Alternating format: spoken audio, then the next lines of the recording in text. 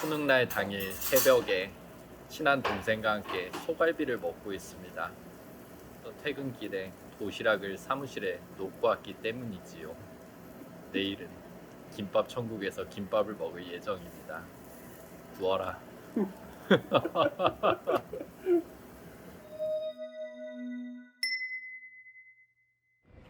자, 수험표를 받으러 왔습니다. 왜 이렇게 학교가 예뻐? 요즘 학교는 참 보면은 예쁜 것 같다, 뭐 이런 생각들을 많이 하네요. 학교에서 현역 학생들은 아마 받으실 것 같고요. 저같이 뭐 N수생분들은 뭐 학원에서 등록을 하지 않으시는 경우에 여기 오셔가지고 일반적으로 받아 가시는 것 같아요. 다들 잘 챙겨서 잘 받으셨으면 좋겠네요. 자, 수험표를 받은 상황이고요. 홀수형이 좋은데 나는 짝수형을 받았네. 저 같은 경우에는 올해 용산철도고등학교에 가가지고 시험을 보기로 했어요. 작년에는 용산고에 가서 봤었거든요. 용산철도고등학교는 처음 가보는데 그래도 뭐 걔가 걔겠지. 용산 붙어 있으니까 집이랑 가까울 것 같아서 기대가 크네요. 3시까지 원칙적으로는 수험생 예비 소집이 있어요. 가도 괜찮고 가지 않아도 상관은 없습니다. 저 같은 경우에는 일단 수업이 있어가지고 이동을 해야 되는 상태여서 예비 소집은 못 가지 싶어요. 마지막으로 맛있는 도시락만 사면 될 것 같아요.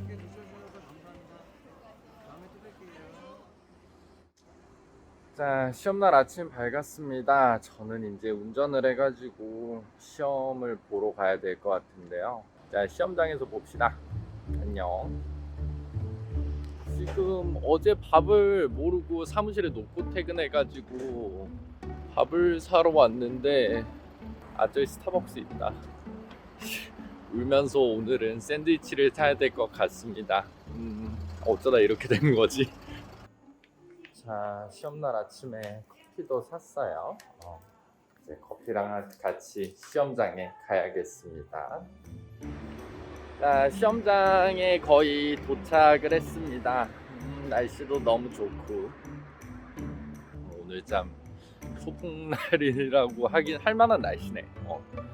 저기 앞에 보이는 게 용산철도고등학교 같은데 학생들이 하나 둘씩 이렇게 내리고 있는 것 같고요. 아침부터 경찰관 선생님들이 고생을 해주시고 계시네요. 옛날에는 일찍 오는 게 트렌드였던 것 같은데 요즘은 제 시간에 다들 오시나 봐요. 오늘은 철도의 요람 용산 철도구에서 국어를 열심히 쳐보도록 하겠습니다. 시험 어떻게 봤는지 나와서 이야기 좀 하겠습니다. 다들 시험 잘 보시고 즐거운 소풍날 되셨으면 좋겠어요. 안녕.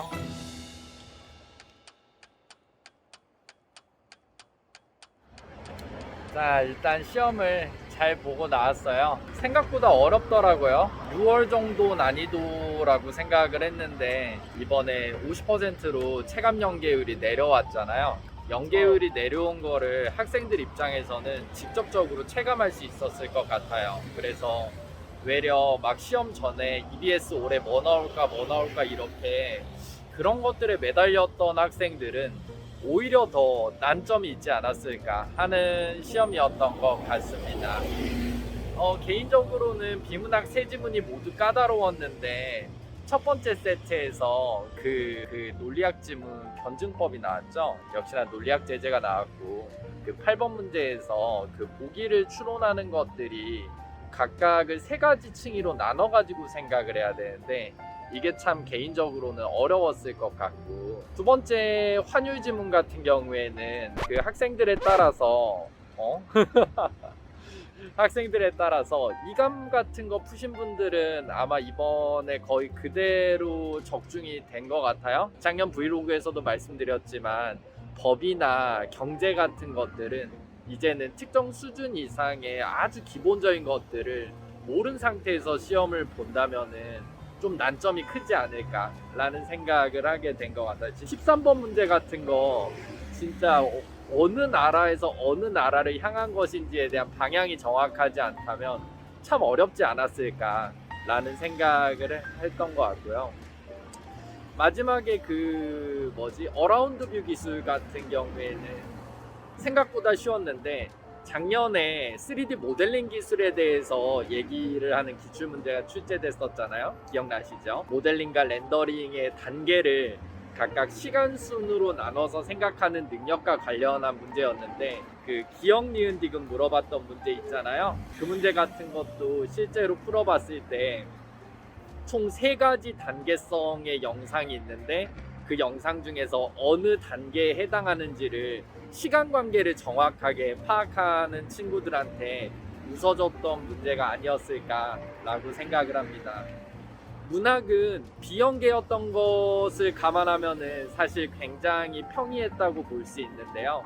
광장 같은 거 나와서 다 죽어버려라 이럴 줄 알았는데, 생각보다 현대소설은 너무 쉬웠던 것 같고, 외려 조금 어려웠던 게 토가랑 버사노랑 당초 나왔던 그 복합제재에서 맨 마지막 23번 같은 경우에 문학교과서에 있는 개념이거든요. 그 개념을 얼마나 잘 적용할 수 있는지를 물었을 텐데, 그러니까 여기서 중요한 건 기초 개념을 안다 모른다의 문제가 아니라 선지 표현으로 본인이 깨끗하게 쓸 수 있는 레벨의 친구들한테는 쉬웠을 것 같고, 그렇지 않았던 친구들 같은 경우에는 조금 어렵지 않았을까 라는 생각이 듭니다. 누군가나 맨 마지막에 농가 같은 것들은 대체로 평이했던 것 같아서 쉽게 접근했을 것 같아요.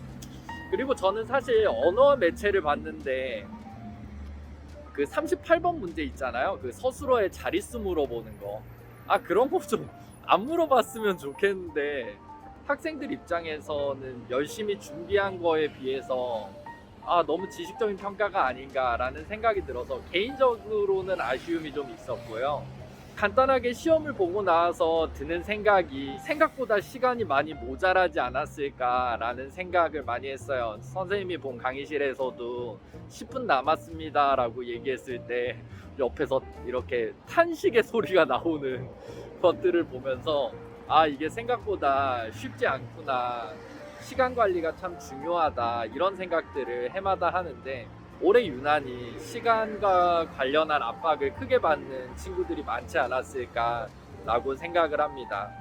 그리고 이거는 그냥 지극히 제 사견인데, 그러니까 국가고시다 보니까 시간 제한이 있는 것에 대해서는 당연히 시간 제한이 있어야죠. 그런데 현재 학생들에게 좀 유의미한 평가를 하는 데 있어서 80분이라는 시간은 제가 생각할 때는 조금 짧지 않나, 이렇게 생각을 합니다. 갈수록 시간의 압박 때문에 진짜로 글을 잘 읽고 깊게 생각할 수 있는 친구들이 선발해서 탈락을 하고, 전날 밤에 봤던 지문이 시험날 나와가지고 운 좋게 오히려 이렇게 우위를 차지하는 이런 형태로 시험이 가고 있는 게, 저는 개인적으로 사실 굉장히 가슴이 아파요. 문항수를 증가를 하더라도 시간을 좀 늘리거나, 아니면 문항수를 그대로 놓되 풀이 시간을 조금 더 주는 게 진짜 건강한 의미로서의 국어 선발 시험이지 않을까 라는 생각을 했었던 시험인 것 같습니다. 참 여러 가지 생각들이 드는 시험이었던 것 같아요. 다들 원하는 결과가 꼭 있으셨으면 좋겠고요. 오늘 다들 시험 보시느라 너무 고생하셨습니다. 내년 소풍날에도 또 올지는 모르겠는데 아마 별일 없으면 오겠지. 아마 제가 봤을 때 이거 보고 계시는 분들은 내년에 소풍을 가시려고 계획하시는 분들일 거라고 오히려 생각을 해요. 오늘 말씀드린 것 중에 제가 굳이 말씀드리고 싶다면은, 아주 기본적인 통합사회나 통합과학 개념들은 조금 그래도 자기 걸로 갖게끔 공부를 하시는 게 좋지 않을까라고 생각을 합니다. 자, 여기까지 말씀드렸어요. 안녕.